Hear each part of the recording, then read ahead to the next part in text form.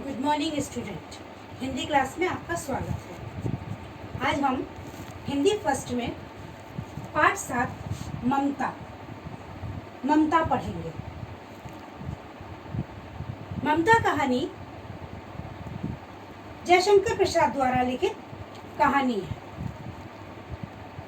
कहानी को 3 उपखंडों में बांटा गया है, जिनमें एक किशोरी के धर्म और पर अडिग रहने, अतिथि सत्कार करने तथा लोभ व लालच न करने संबंधी नैतिक मूल्यों पर प्रकाश डाला गया है। वास्तव में दृढ़ निश्चयी व्यक्ति अपने लक्ष्य में सफल होते हैं तथा धर्म और नैतिकता संबंधी कर्तव्यों का पालन करते हैं। ये इस कहानी का सार है जो हमको इस कहानी से मिलता है।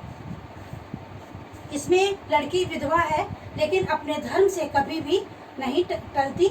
जो उसका धर्म है वही वो अपना काम करती, चाहे उसके आगे शत्रु आए, उसका चाहे दुश्मन आए, चाहे कुछ भी आए, लेकिन वो अपने धर्म से कभी भी पीछे नहीं हटती है। ये इसके शब्दार्थ हैं। शब्दार्थ: प्रकोष्ठ, कमरा, प्रवाह, धारा, विकल, व्याकुल, दुहिता, बेटी, निराश्रित, बेसहारा, अनुचर, सेवक, विभूति, ऐश्वर्य, रजनी, रात, विपन्न, दुखी, सचेष्ट, प्रयत्नशील। ये थे इसके शब्दार्थ। अब है इसके ये वन वर्ड आंसर। चूड़ामणि की मृत्यु किस प्रकार हुई थी? जो उसके पिता चूड़ामणि थे ममता के, उनकी मृत्यु किस प्रकार हुई थी? पठानों के आक्रमण के द्वारा, पठानों के द्वारा उनकी मृत्यु हुई थी। पठानों ने मारा था उनके पिता को। प्रकोष्ठ में किसने चुपचाप प्रवेश किया? प्रकोष्ठ में चुपचाप चूड़ामणि यानी कि ममता के पिता ने प्रवेश किया। चौसा के युद्ध में शेरशाह से कौन हार गया था? चौसा के युद्ध में शेरशाह से हुमायूं हार गए थे। ममता किस दुर्ग में बैठी हुई थी? ममता रोहितास के दुर्ग में बैठी हुई थी। चूड़ामणि थालों में ममता के लिए क्या उपहार लेकर आया? चूड़ामणि ममता के लिए बड़े बड़े थालों में सोना लेकर आया था। अब आपके क्वेश्चन है, ममता कौन थी और उसे किस प्रकार का दुख था? क्या दुख था?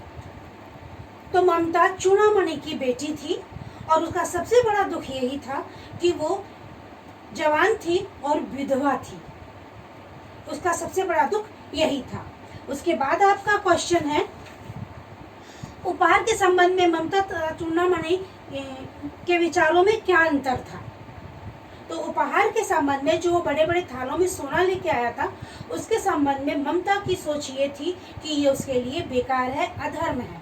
लेकिन उसका चूड़ामणि का कहना था कि ये हमारे जो ये नहीं रहेगा, ये पद हमारे पास नहीं रहेगा, भविष्य के लिए काम में आएगा।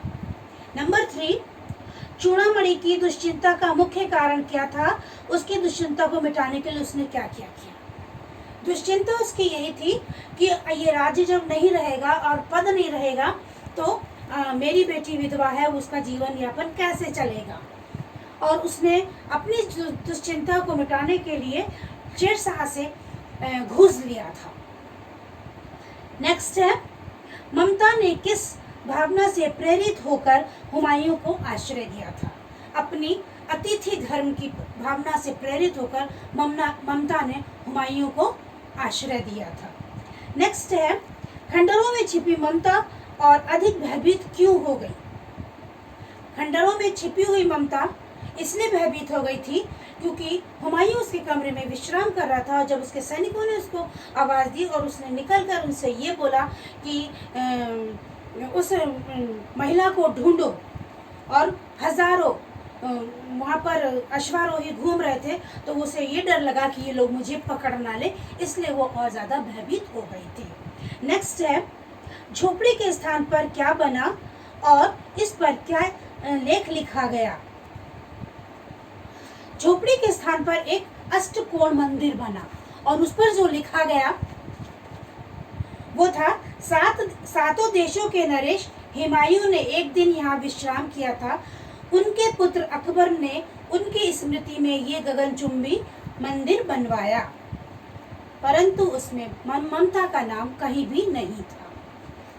नेक्स्ट है, स्वर्ण लाने की चूड़ामणि की क्या तर्क था?